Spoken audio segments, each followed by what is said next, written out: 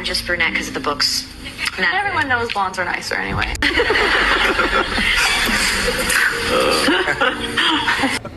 Well, I met Blake. I worked with her husband Ryan several years ago, so I met Blake a few times through Ryan on that film. Got it.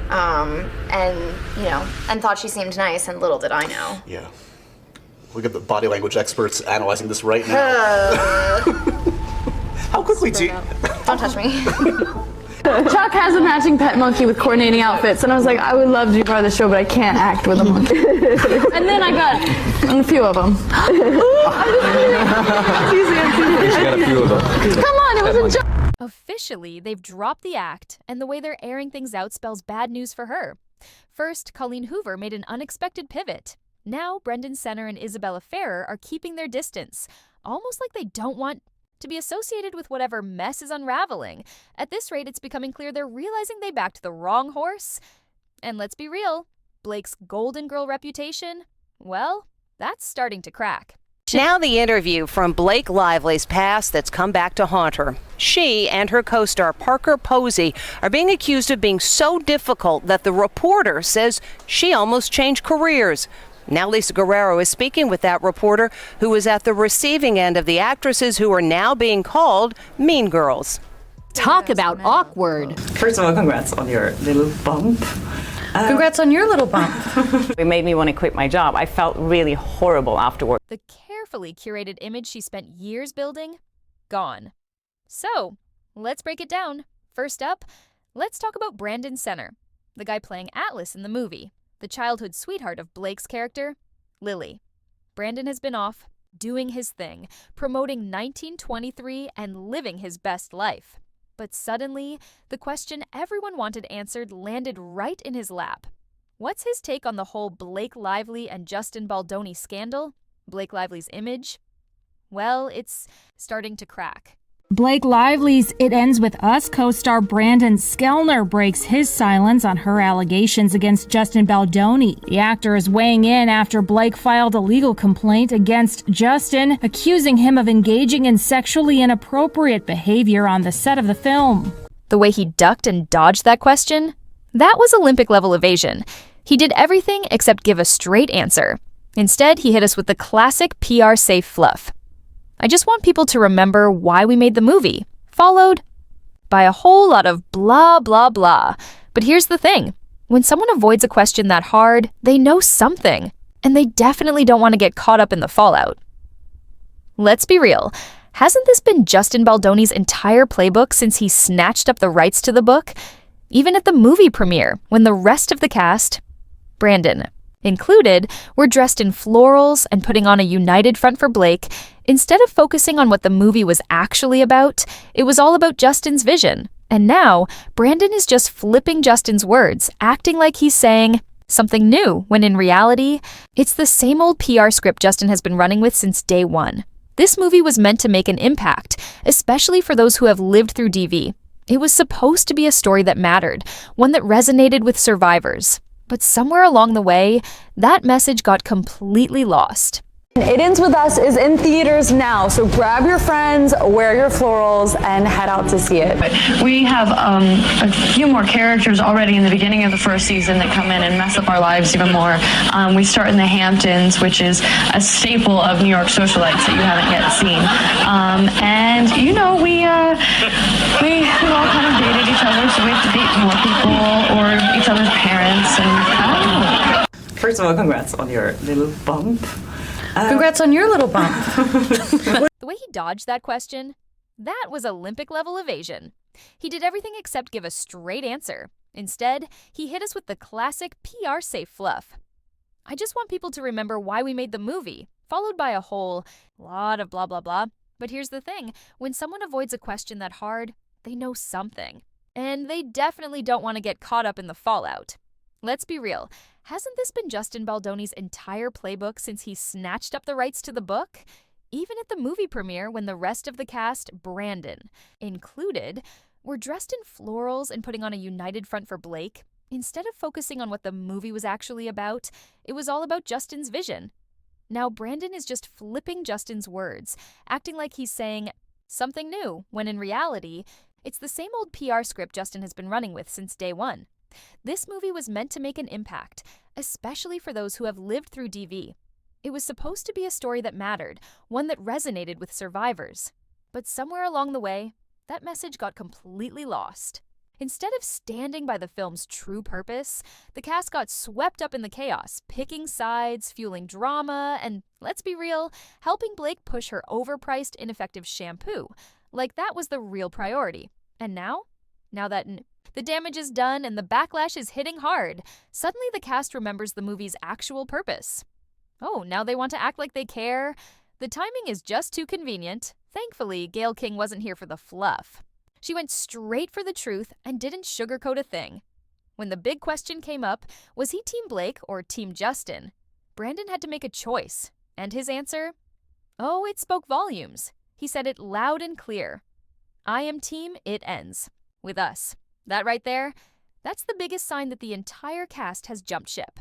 They may not be outright saying, yeah, we're with Justin now, but they are playing the neutrality card hard, which, let's be real, is what they should have done from the start. But if you don't see just how huge of a shift this is, let's rewind for a second, because this is where things get really interesting.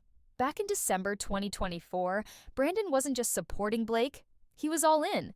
He was riding for her, standing 10 toes down. He even reposted her legal complaint against Justin on Instagram, added a heart emoji, and basically told everyone to believe Blake no matter what. He was loud, he was proud, and he made sure everyone knew where he stood. And now, crickets. No more. Public defenses. No more over-the-top support. The same guy who was all about Blake just a few months ago is suddenly dodging questions and acting neutral. And people want answers because this kind of switch-up doesn't just happen for no reason. Are you Team Blake or Team Justin?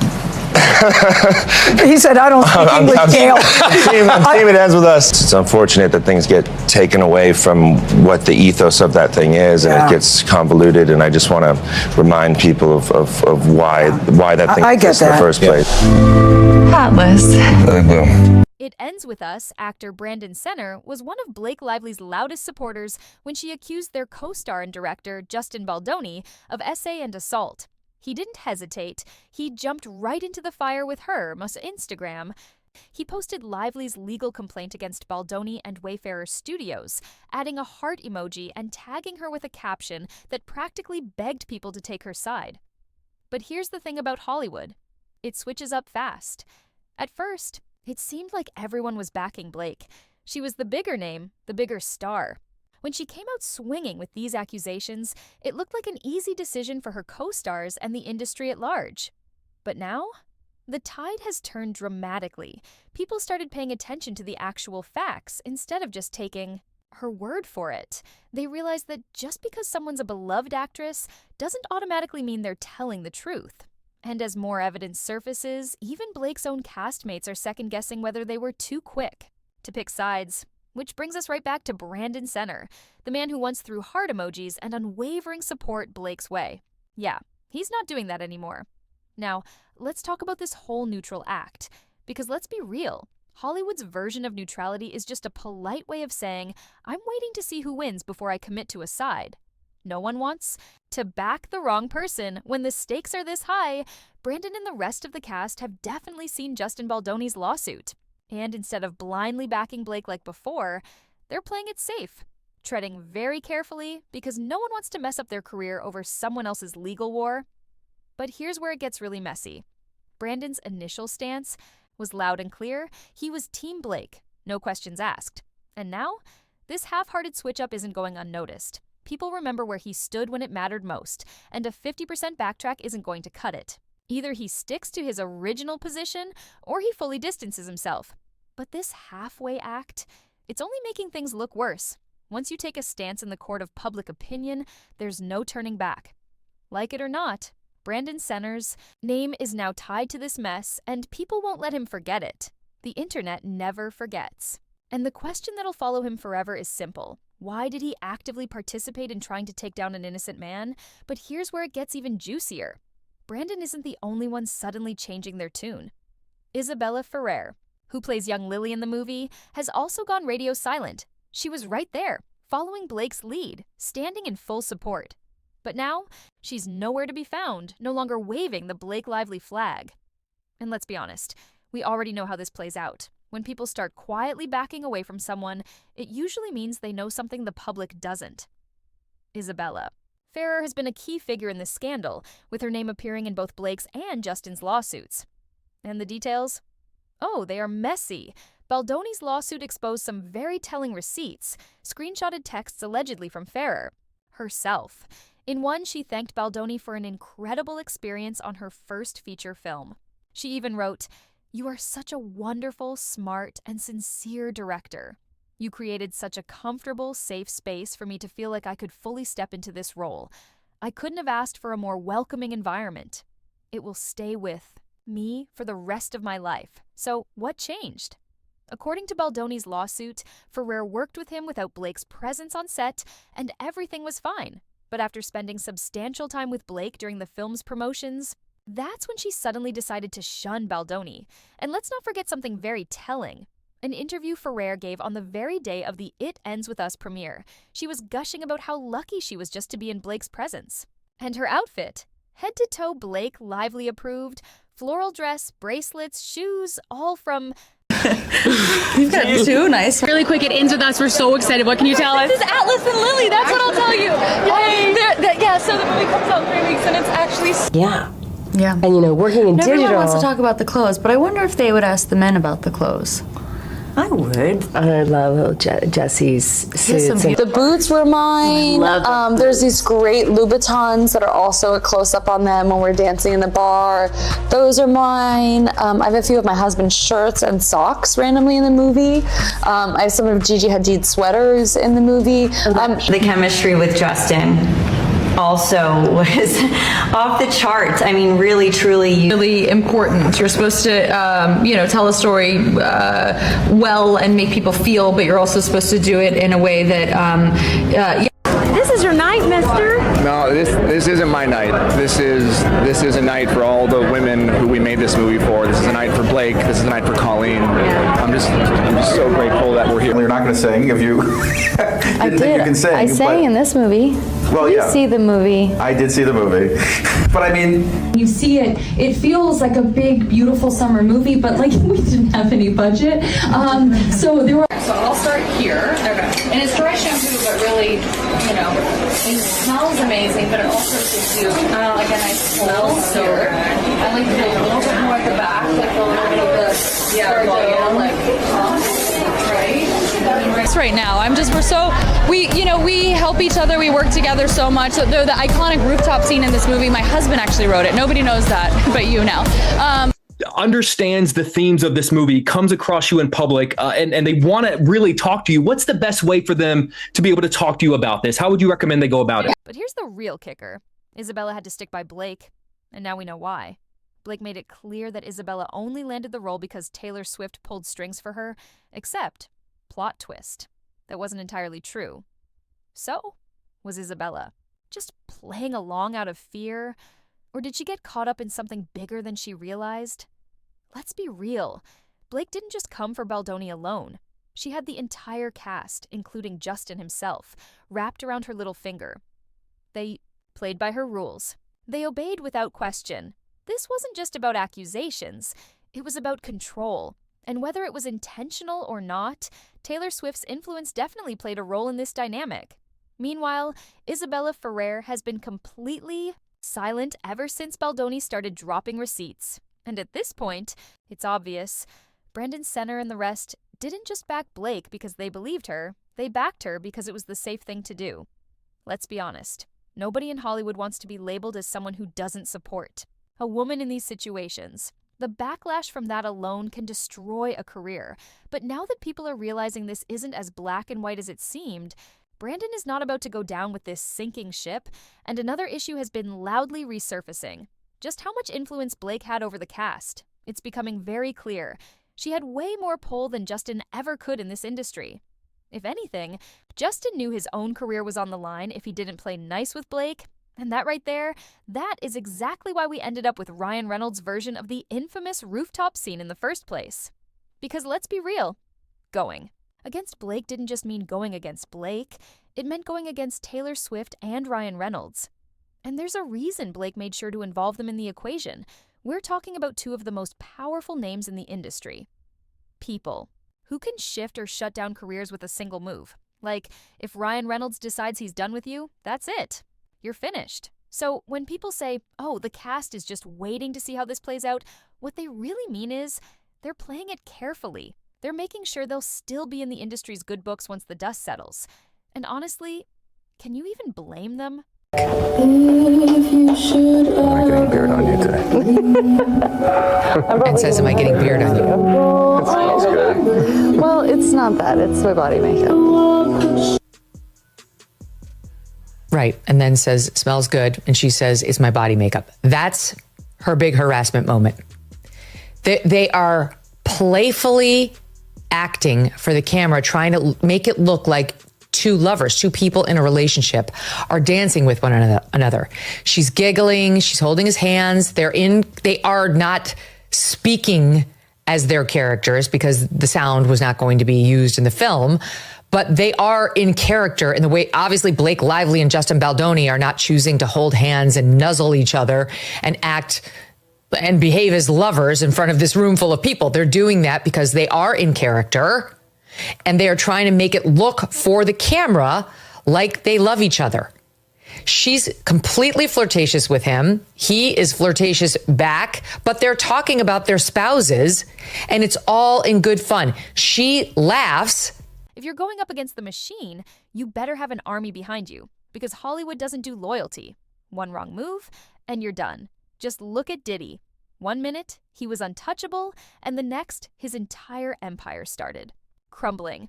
And Blake Lively, oh, her world is falling apart right now.